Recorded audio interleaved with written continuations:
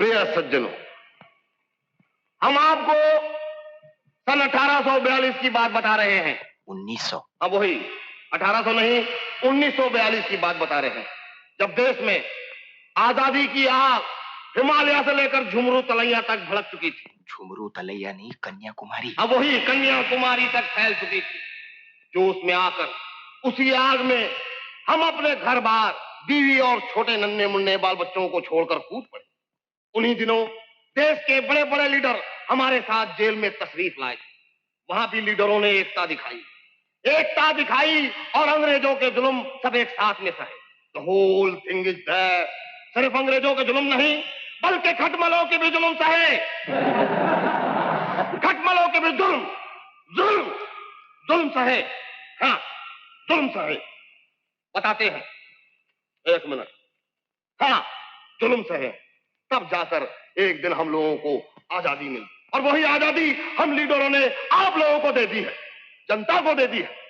देखो भाइयों, जनता का काम तो बन गया, लेकिन the whole thing is that, अब तक हम लीडरों का काम नहीं बना। हम भगवान की सौगंध खाकर कहते हैं कि जब तक हमारा काम नहीं बनेगा, हम ये कुर्सी कभी नहीं छोड़ेंगे।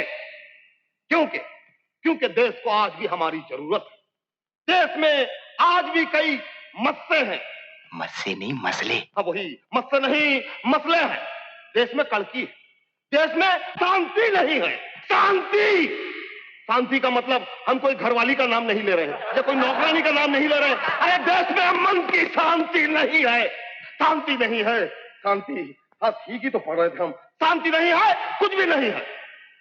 देखो प्रिय सज्जनों, हम आप लोगों का ज्यादा समय नहीं लेंगे। हम अपने देश के नौजवानों से सिर्फ इतना सही कहेंगे, इतना सही कि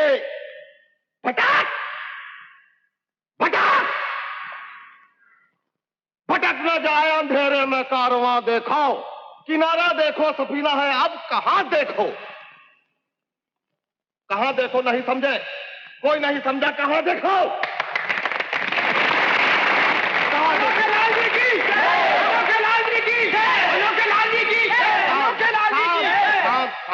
हमारी जय नहीं भैया, जनता की जय कहो, तब जाकर हमको ये कुर्सी मिलेगी। जनता की जय, जनता की जय, जनता की जय, जनता की जय। Vote for Ilaki Prasad, vote for Ilaki Prasad, vote for Ilaki Prasad, vote for Ilaki Prasad, vote for Ilaki Prasad. बड़ा अफसोस की बात है, पिछली 5 वर्षीय योजना में बहुत कम लोग मरे। ये लो, ये है सब मुर्दों की लिस्ट। मुर्दों की लिस्ट? अरे हाँ भाई, मरने वाले मर गए, लेकिन उनके राशन कार्ड अभी भी जिंदा है। वो सारे वोट हमको ही मिलने चाहिए। क्या बात है सेठ जी, आपको कोई हरा सकता है क्या? आप तो मुर्दों को जिंदा करने लगे। अरे भाई जरा धीरे बोलो, कहीं वो अपोजिट पिंजरे वाली पार्टी सुन के हमारे जैसा ना करे। ये लो, ये है राजापुर मोहल्ले की लिस्ट। इस मोहल्ले के जितने बच्चे नाबालिग से बालिग हो गए हैं, वो वोट भी हमको ही मिलना चाहिए। अब सुनो, तुम घर घर जाके हमारा प्रचार करो और किसी तरह से हमें इलेक्शन में जिता दो। बस एक 500 रुपए और दीजिएगा तो। The whole thing is that. तुम खर्चा बहुत करा रहे हो। अरे भाई 5 साल बाद हम फिर इलेक्शन में खड़े होंगे, फिर खर्चा होगा। 500 रुपये तुम जाकर दामोदार से ले लो बस, ठीक है? अच्छा सर। अच्छा जी, ज्यादा फायदा कमाने के लिए थोड़ा नुकसान उठाना ही पड़ता है। कौन है, क्यों खटखटा रहे हो? पोस्टर लाए हो? वाह, क्या बात। Very good. पहली बार लोग इलेक्शन में टेक्निकल पोस्टर देखेंगे। Vote for Ilaki Prasad, vote for Ilaki Prasad, vote for Ilaki Prasad, vote for Ilaki Prasad, vote for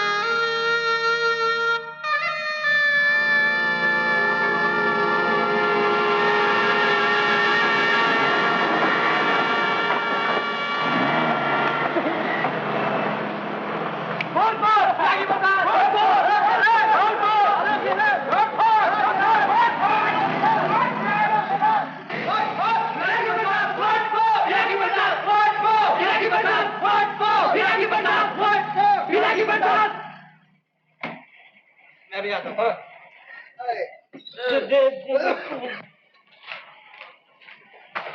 doctor साहब, आप बाबूजी को देखने गए थे? नहीं, क्यों?